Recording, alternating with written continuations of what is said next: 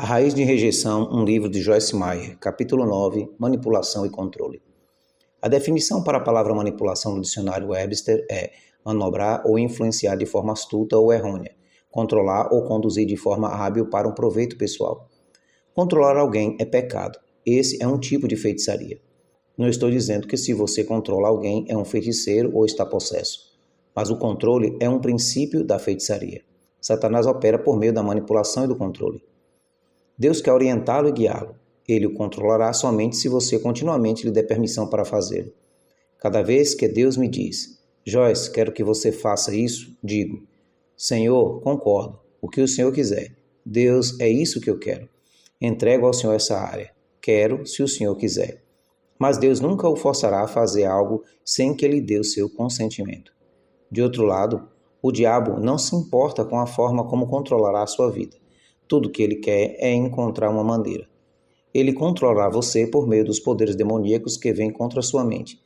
Ele o fará por meio de outras pessoas, talvez mesmo daqueles que o amam e nem mesmo percebam que estão sendo usados. Mas, porque você não lhes resiste, simplesmente continuam a controlá-lo.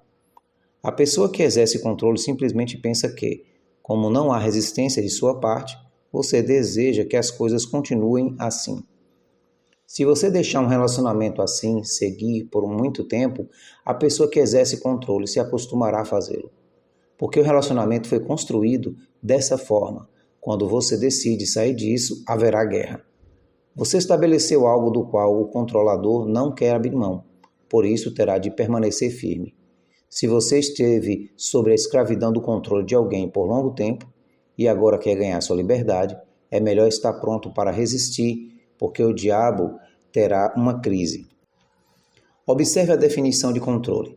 Significa dirigir, influenciar, restringir, regular, refrear, exercer autoridade ou tentar impedir. Também significa fiscalizar com um duplo registro. Quando leio isso, percebo algo surpreendente. Checar com duplo registro significa que haverá dois controles paralelos.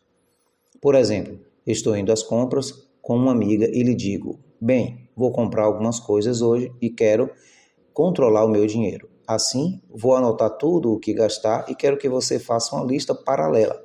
Então, compararemos nossos registros no final das compras para nos certificarmos de que fiz uma anotação correta dos meus gastos. Minha amiga estaria mantendo um registro paralelo. Se eu conferisse no final das compras para verificar se ela também registrara certo valor e ela não tivesse feito, ou se ela tivesse anotado algo que não anotei, eu saberia que algo estava errado. Uma das minhas filhas frequentemente viaja com Dave e comigo quando ministramos. Por isso, ela está comigo várias vezes quando faço compras. Pelo fato de vestir o mesmo tamanho de roupas que eu, ela ganha muitas das minhas roupas. Assim, ela tem uma opinião muito firme sobre aquilo que compro. Algumas vezes, quando estamos fazendo compras e tento comprar algo e peço a opinião dela, ela diz, oh não, você não vai comprar isso, mãe. Anteriormente, eu colocaria o cabide de volta na prateleira e procuraria outra coisa. Então, eu lhe mostraria a roupa seguinte e ela diria, oh não, não gosto disso. E novamente eu colocaria o cabide de volta no lugar. Mas, quando comecei a ensinar essa mensagem sobre rejeição, Deus me mostrou o que realmente estava acontecendo.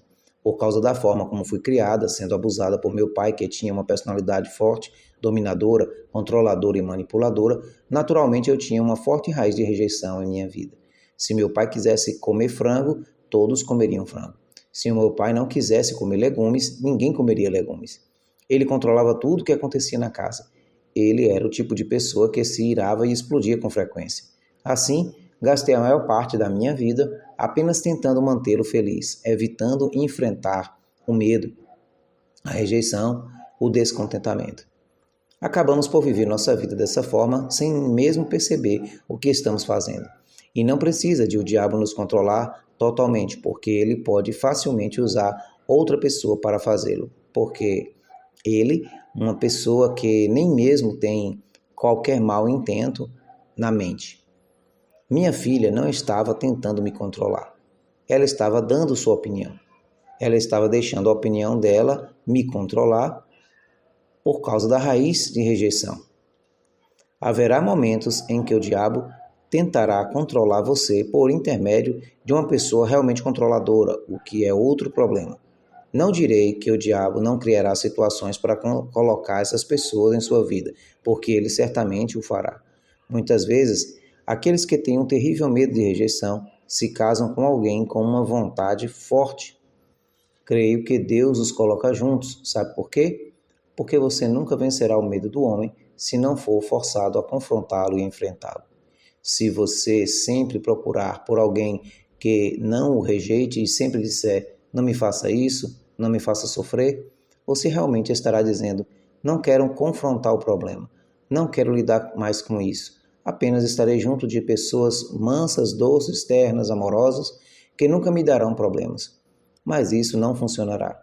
Cedo ou tarde, para vencer o medo, você terá que resistir a alguém. Talvez seja um chefe, um amigo, um cônjuge, um filho. Muitas pessoas que têm uma raiz de rejeição têm filhos com vontade determinada. E a menos que ela lide com seus próprios medos, seus filhos a controlarão. Eu tinha um medo terrível de desagradar os outros e fazer as pessoas ficarem iradas. Por isso sempre tentava manter todos satisfeitos. Eu simplesmente queria manter todos felizes. Não queria que alguém se desapontasse comigo. Eu tentava arduamente ser perfeita e viver minha vida de tal forma que ninguém encontrasse algo errado em mim, pois assim não me rejeitariam, eu não teria que experimentar essa dor. Receber esse ensino de Deus realmente abriu meus olhos. Quando percebi a verdade, comecei a levar esse conhecimento em minhas compras com minha filha. Percebi que ela realmente não se importava com o que eu comprava. Ela é uma filha muito boa e submissa. E tudo o que eu deveria fazer era dizer-lhe, bem, gostei, por isso vou comprá-lo. E ela teria dito, está bem, e tudo terminaria assim. Ela estava dando a opinião dela, mas o próprio medo de não agradar as pessoas me levava a ser conduzida pela opinião dela, em vez de meu próprio desejo. Outro lado dessa questão é que algumas vezes, quando faço compras com ela, tenho dúvidas se algo ficou bem para mim. Assim pergunto, o que você acha? Algumas vezes ela diz, não, realmente não gosto. Isso serve como uma confirmação de que eu realmente não devo comprar aquilo. Portanto, há necessidade de equilíbrio. Você não deve ficar irado com isso e começar a dizer a todos ao seu redor, não tente me dizer o que devo fazer. Vou fazer o que quiser. E isso não é de sua conta. Mantendo o equilíbrio necessário. Tenho aprendido que devemos ter equilíbrio. Sem ele, ouvimos uma mensagem de que gostamos e nos inclinamos para esse lado, e então ouvimos outra mensagem e nos inclinamos para o outro lado. O que estamos fazendo é nos movendo sem equilíbrio, de uma direção a outra. Nunca buscamos o equilíbrio e creio profundamente que devemos manter o equilíbrio necessário em nossa vida. Eis porque enfatizo que não estou ensinando rebelião. Não estou dizendo que nunca devemos ouvir a opinião dos outros ou que nunca devemos tentar agradar as pessoas. Certamente queremos manter as pessoas felizes se pudermos. Algumas vezes faço coisas para ver meu marido feliz porque eu o amo. Mas se eu fizesse estas coisas por causa de manipulação ou controle, odiando o que estava fazendo, sentindo que aquilo não era vontade de Deus ou interiormente ressentida, eu estaria desobedecendo a Deus. Se eu tentasse agradar a Dave, mas uma guerra secreta estivesse explodindo dentro de mim, isso causaria grandes problemas em minha vida e em meu casamento. Por muito tempo em minha vida, permiti que outros mantivessem um registro paralelo para mim. Em outras palavras, eu começava a fazer algo e imediatamente procurava um olhar de aprovação. Estava secretamente dizendo, está bem para você? Não é errado esperar a aprovação de alguém ou obter um olhar de aprovação ocasionalmente, mas é errado quando você começa a desmoronar-se se não obtiver tal coisa.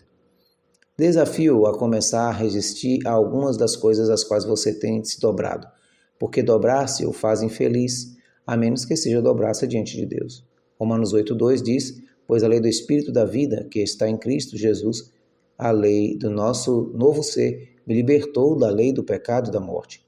Estive meditando sobre este versículo por muitos anos antes de compreendê-lo. Você sabe o que diz Romanos 8,2?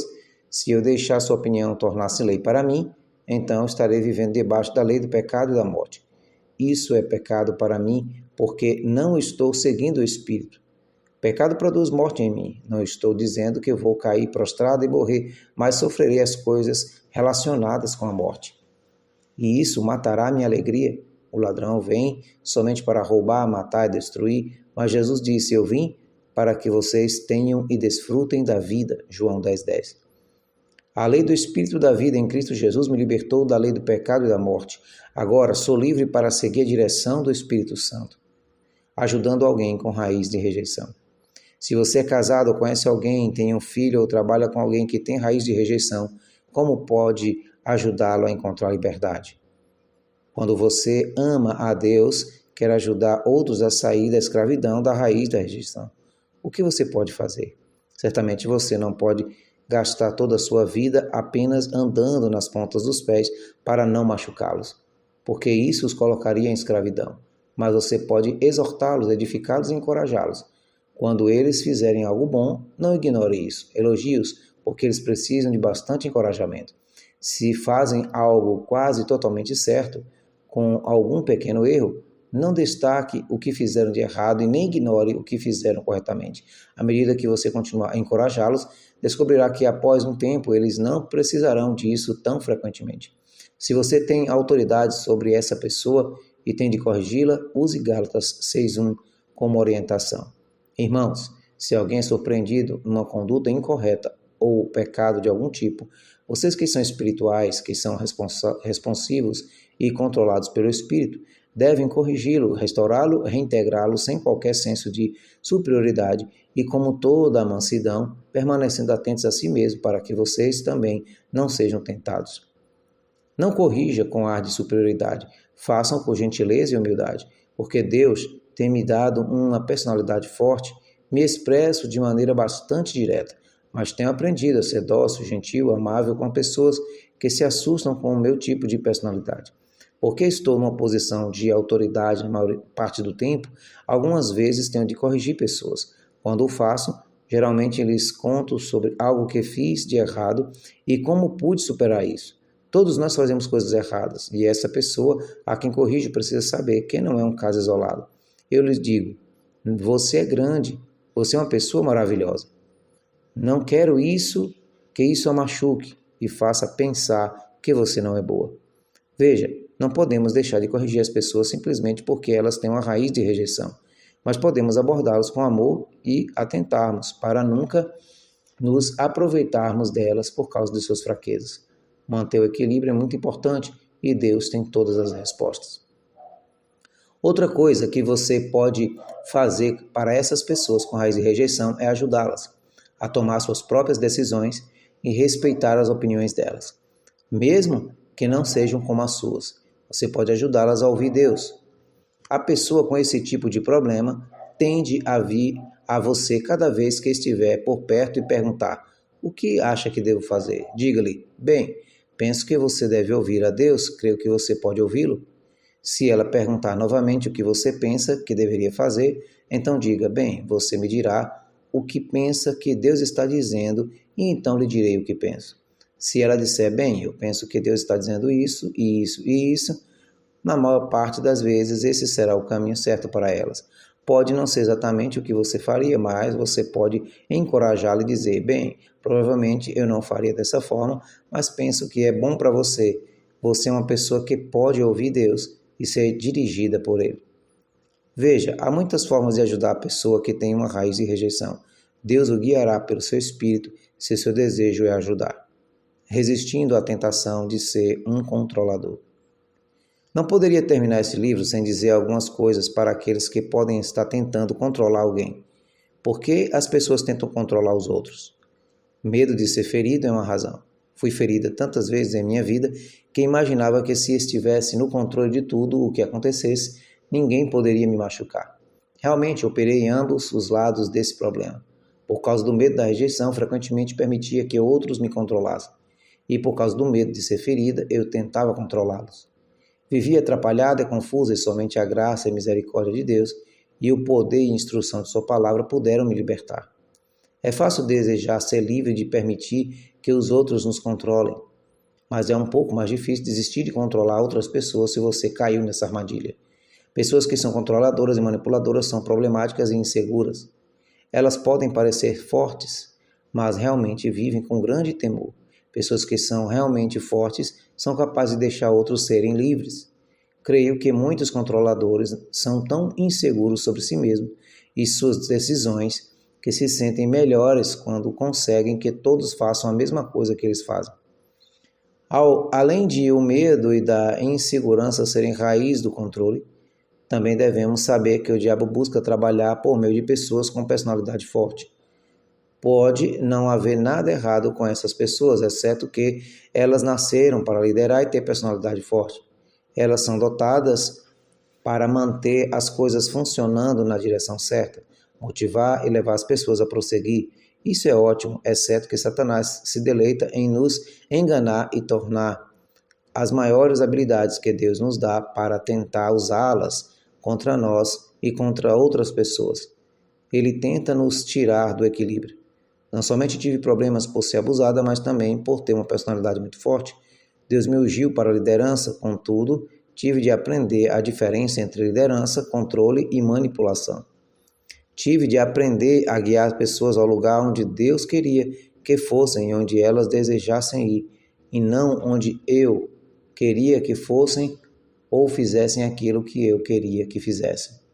A maior parte dos meus problemas vinha do medo e da insegurança em minha vida por causa do abuso e da rejeição, mas parte disso também vinha da minha própria personalidade. Controlar pessoas e tudo mais pode apenas ser um hábito ruim que precisa ser confrontado e quebrado. Seja qual for o caso, esse hábito precisa ser tratado. Não é a vontade de Deus que as pessoas se controlem. Tive de aprender que isso era pecado e que de forma alguma agradava a Deus que eu controlasse e manipulasse os outros, ou os coagisse a fazer coisas do meu modo. Se você tem caído em armadilha por permitir que esses espíritos controladores operem na sua vida, encorajo a começar imediatamente a libertar as pessoas e a resistir à tentação que esses espíritos trazem. Quando uma pessoa foi controlada ou é uma controladora, os espíritos envolvidos entrarão em batalha, mas seu desejo para operar na santidade e nos caminhos de Deus prevalecerá. Resista ao diabo com a palavra, o nome e o sangue de Jesus. A palavra de Deus tem poder em si mesma e é uma espada de 2 gumes com a qual combatemos o inimigo. O nome de Jesus tem todo o poder investido nele. No nome dele oramos e fazemos nossa petição a Deus, o Pai. Finalmente resistimos ao inimigo. Há poder no sangue do Cordeiro. Pela fé, podemos aplicá-lo em nosso favor e nas situações que enfrentaremos e experimentaremos libertação. Apocalipse 12:11 diz: E eles o venceram, derrotaram por meio do sangue do Cordeiro e através do pronunciamento do seu testemunho. Você foi criado para ser controlado ou ser um controlador. Você não foi criado para ser controlado ou ser um controlador. Ambos trazem miséria. Não somente uma pessoa está em escravidão quando permite que outros a controlem, mas também quando necessita estar no controle. Controlar a vida de outras pessoas é um trabalho árduo. Sinto que tenho muito a fazer para cooperar com Deus com relação ao meu envolvimento com outras pessoas. Não quero interferir na vida de ninguém. Não quero me intrometer nas coisas dos outros. Tenho o suficiente para me preocupar comigo mesmo. Se algumas dessas áreas estão fora de equilíbrio em sua vida, precisam ser reconciliadas. Isso significa trazer de volta ao lugar em que deveriam estar antes que o engano de Satanás entrasse em cena. Um grande versículo das Escrituras que gostaria de deixar com você é Colossenses 1:20. E Deus propôs pelo serviço e intervenção dele, o Filho, todas as coisas fossem completamente reconciliadas consigo mesmo, seja na terra ou no céu, para através dele, Jesus, o Pai, fazer a paz por meio do seu sangue na cruz. Todas as áreas da sua vida estão fora de ordem, podem ser reconciliadas por intermédio de Jesus Cristo e da obra que ele realizou na cruz. Comece a crer nisso e não aceite a escravidão, mas determine-se a ser livre.